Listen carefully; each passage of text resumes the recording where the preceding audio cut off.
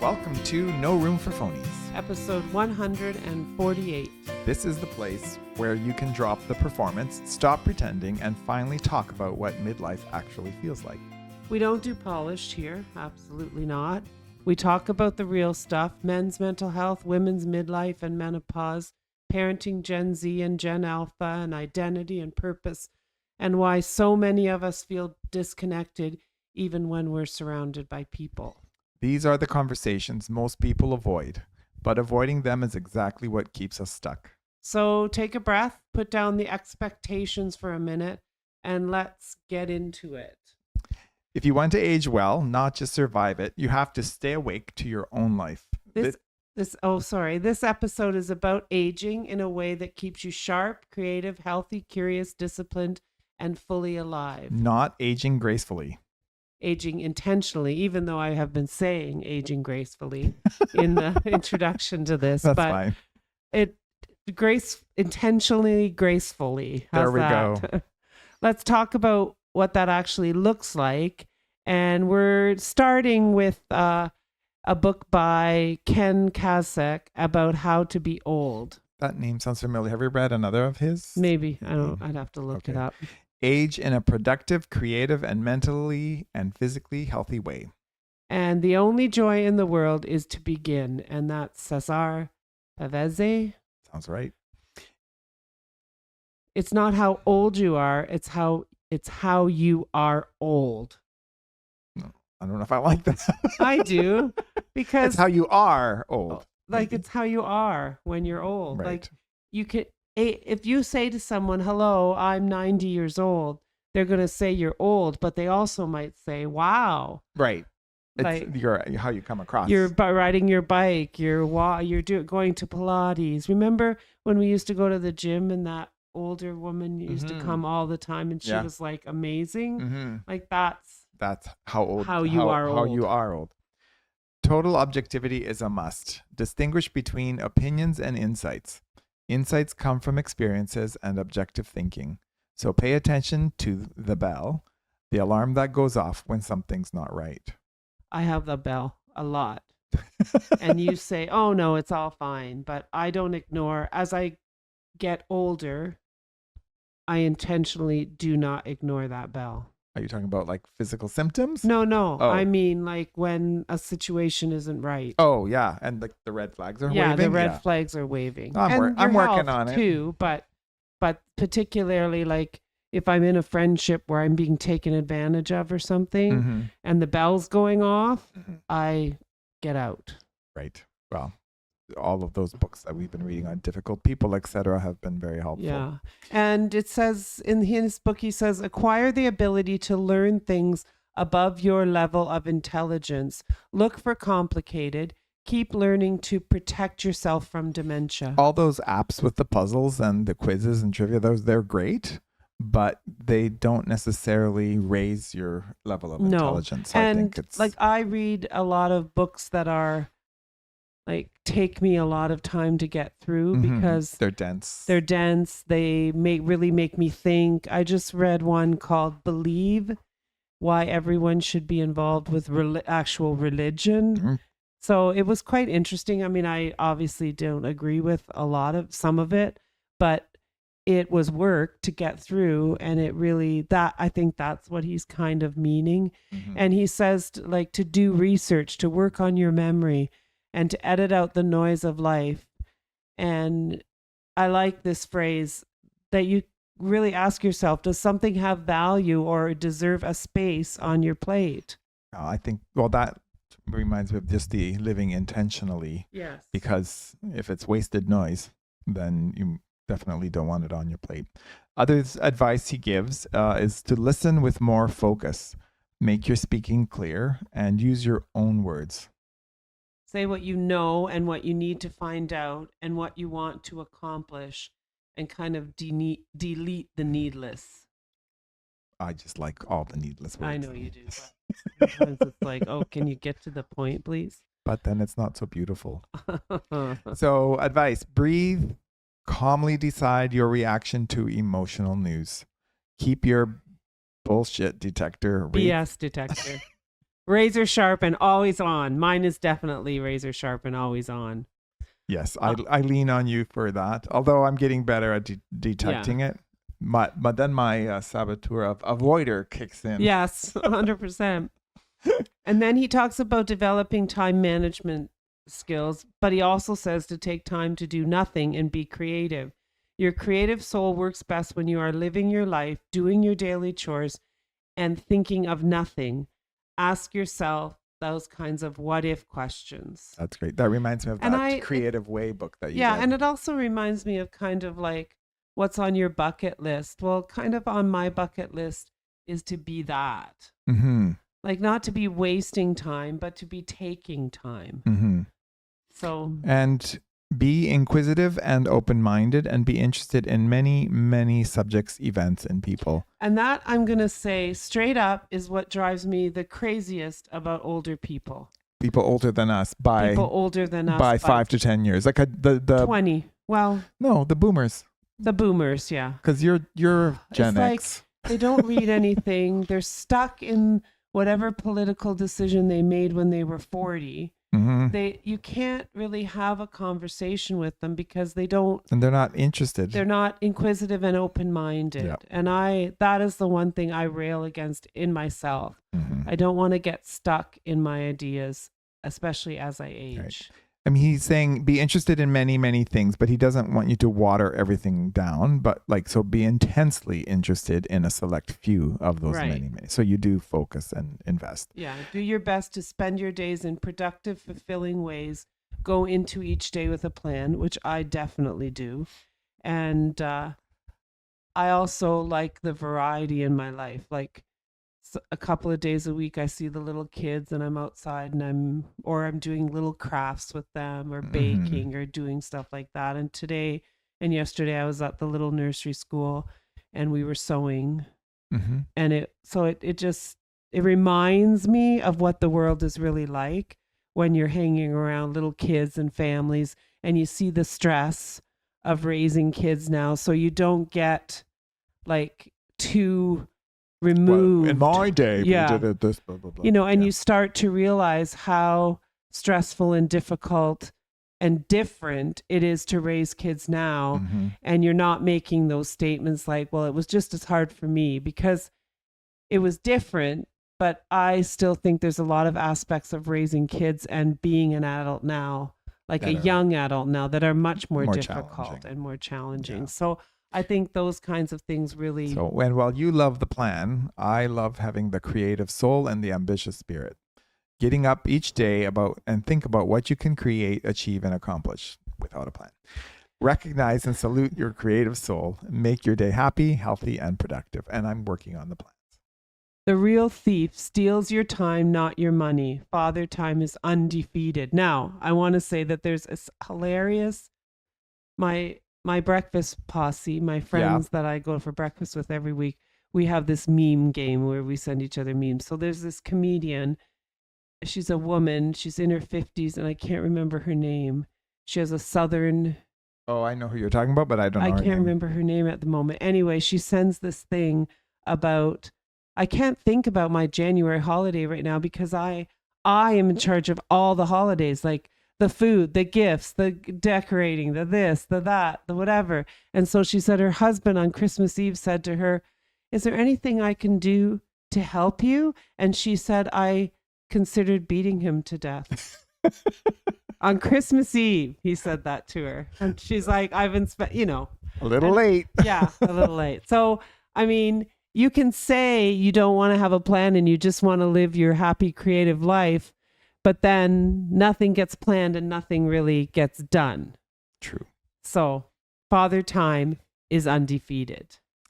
Ambition, creativity, and unique outside interests are important as you age. These are attractive features that add to our appearances. Right. So, like me being involved with different ages of people, that makes me more attractive, not in how I look, but how I am as a person. Absolutely. Because I get rid of my judgmentalness, I think, by Well, just the stodgy yes old ways we could get stuck in, for sure. He gives some really practical things too. He says, update your closet once a year.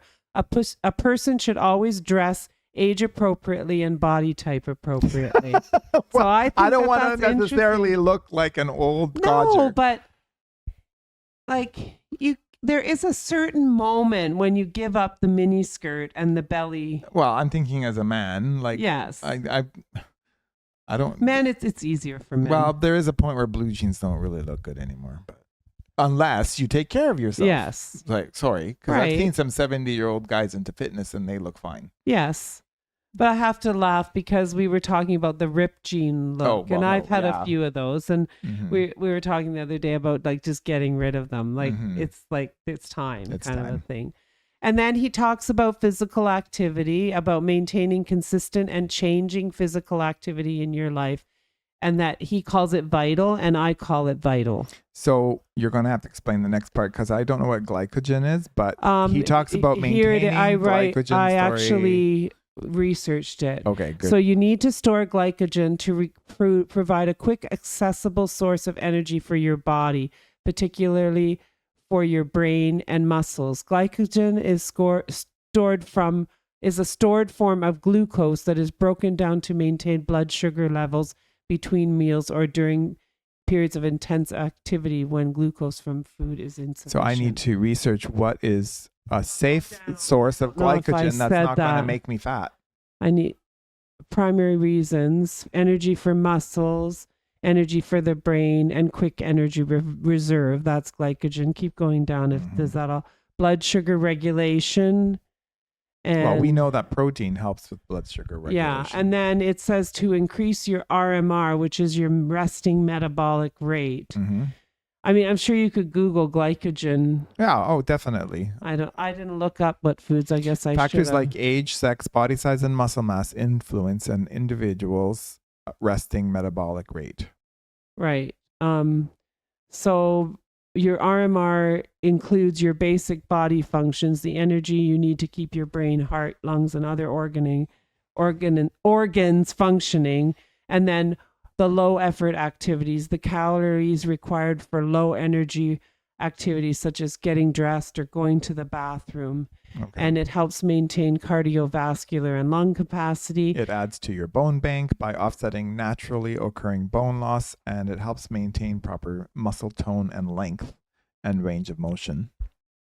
And it helps avoid decreased transit time. So that's like when people don't have constipation. Well, basically that's what it is. Yeah. But it's kind of like when you don't have like a regular.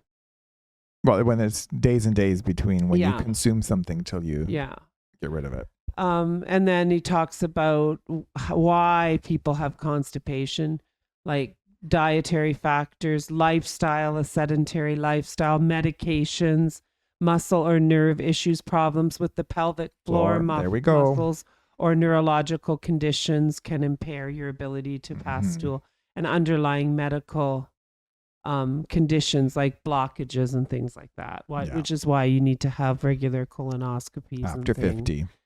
So the production of the feel-good brain chemicals, endorphins, and enkephalins, which I had no idea what they were. This is a new one to me. So an enkephalin is a subclass of endogenous opioid peptides.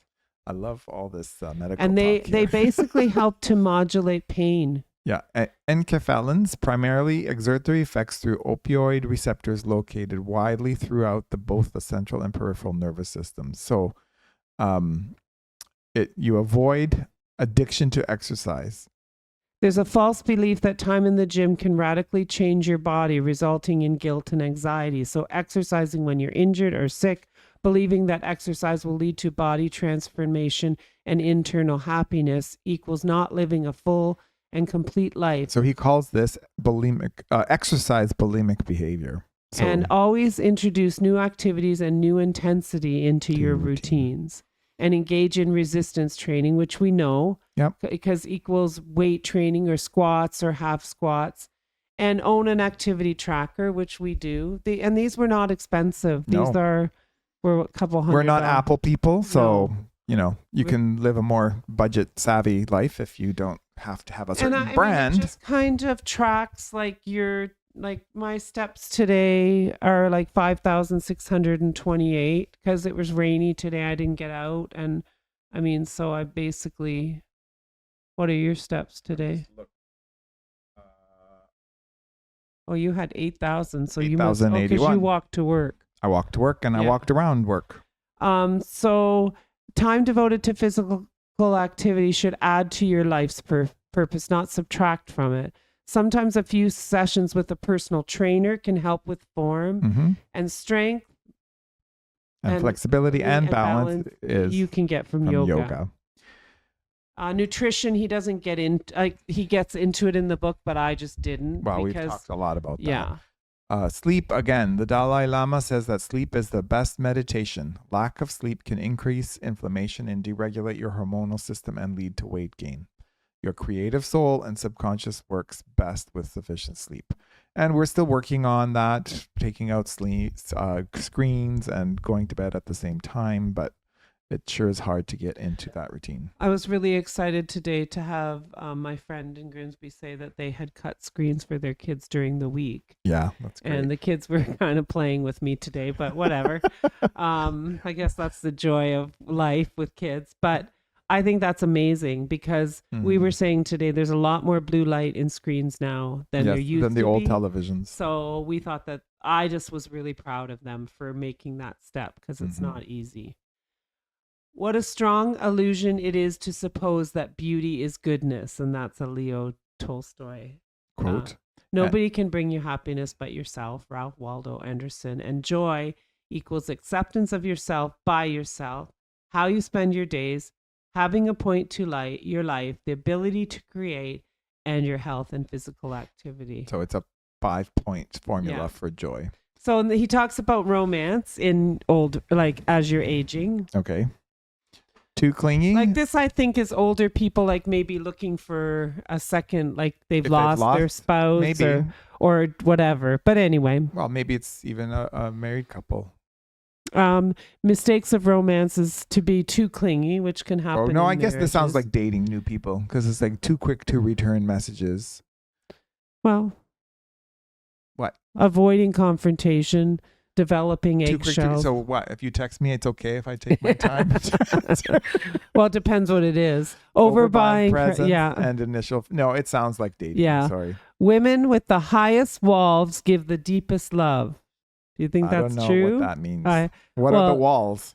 Like the walls of like they're hardest to get to. Yeah. So. I only have you. But I think that's men too. Yes. Like, I don't think disagreements should be talked about without being offensive. It should be about today and not the past. Yes. That's very true. There's not that much time. If you're dating at our age or senior. But even in your marriage, you don't want to be going back all the time. Happy and healthy romance has consistency, which is true. Yep. Being the same, being honest, open, and physical with each other. Intimacy heals and supports a long, healthy life in whatever way this works for you. Yeah. So, I mean, it changes as you age. And so you have to find whatever, kind of, but if you lose intimacy. Change is different than disappearing. Yes, 100%. Memory, writing improves your memory. Never commit anything to memory that you can simply look up. It's a waste of brain I really like that. Meditation is stress relief, elimination of fatigue, creativity, and enhanced memory. And I love this one. Buy your screen time with an equal amount of activity time. That's really, really good. So if you have sat around all day, then you can't sit around all night. No.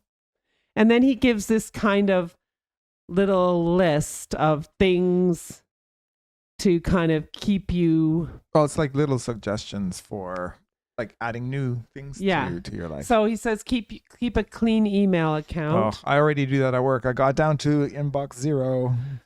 I don't. I need to. I sometimes I go through. My personal one is full of ads. Yes. Yeah. Okay. Regularly downsize. Yes, that's good.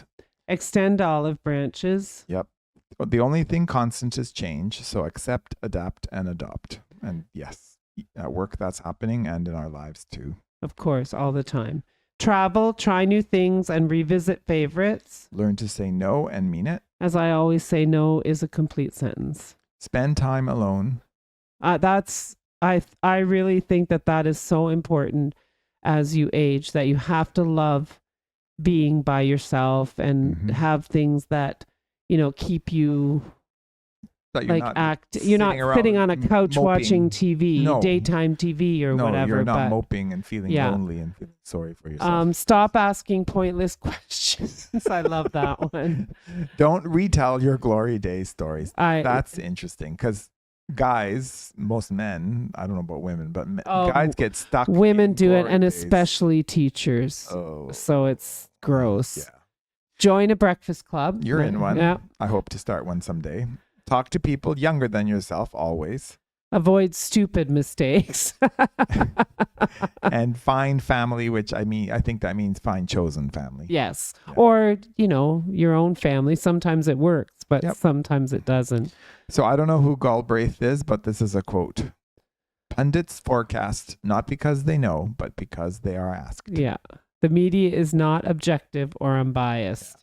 I think that's, we're all out of here. And then he says at the end, we're all out of here one day. So while we're here, let's make good use of our time, clear our bucket list, do our best to create, achieve, accomplish, do good deeds, and help others when we can. And then there was another book called Thriving Beyond 50. Okay. And I just thought had some cool stuff just at the end, because next time we're gonna talk about bucket lists and our own intentional aging practices. So don't let aging get you down. It's too hard to get back up. It's a quote by John Wadger. Mm-hmm. Strive to stay fit, healthy, and strong to beyond 80 years. Keep an open mind and apply new ideas that challenge you. If you choose to become more sedentary over time, you'll gradually lose the ability to carry out key fundamental human movements without even realizing it. Oh, and I just saw an ad today. It was a young physiotherapist, and he was saying, if you don't want to wear diapers when you're seniors, get off the couch now. Get off the lazy boy. Yeah. Because if you sit and sit and sit and sit, your pelvic floors will lose tone, and then you won't be able to. That's what you said earlier in this whole thing, right? Wait a minute. We can view aging in a different, modern, more informed, and hopeful way. We can control aging when it comes to our health, fitness, and mobility, and our brain. And so we need to feel empowered as we age. It doesn't mean that nothing's going to happen to you, but you can feel empowered, and you don't have to just say, oh, well, now it's time for me to get my knee replaced and my hip replaced and my this replaced. And sometimes it happens. You have a certain bone structure, and that's just how it is. It is. But if you're doing everything you can not to go down that road, then the likelihood is that you won't, unless there's a I don't want to say metabolic. A medical? An inherited, a gene that, whatever. Misfires. And even then you can probably reduce the chances of that. Take your health in your own hands. Refuse to rely on medical procedures as a way of fixing age-related aches and pains. And I'm going to say that in terms of things like high blood pressure and diabetes. There's so many things that you can do without resorting to medication. Yeah. Right. So anyway, those are some ideas that I read about. And so we're going to talk on November 30th kind of about our own bucket lists and our own intentional aging. If today's conversation stirred something good, that means you're paying attention to the life you actually want, not the one you're necessarily performing. And if you want more of these honest, unfiltered midlife conversations, hit subscribe. It's the simplest way to stay connected to a community that refuses to settle for shallow. Share this episode with someone who hides their struggle. We all do better when we stop doing it alone. Thanks for being here, and thanks for being real. We'll see you next time on No Room for Phonies.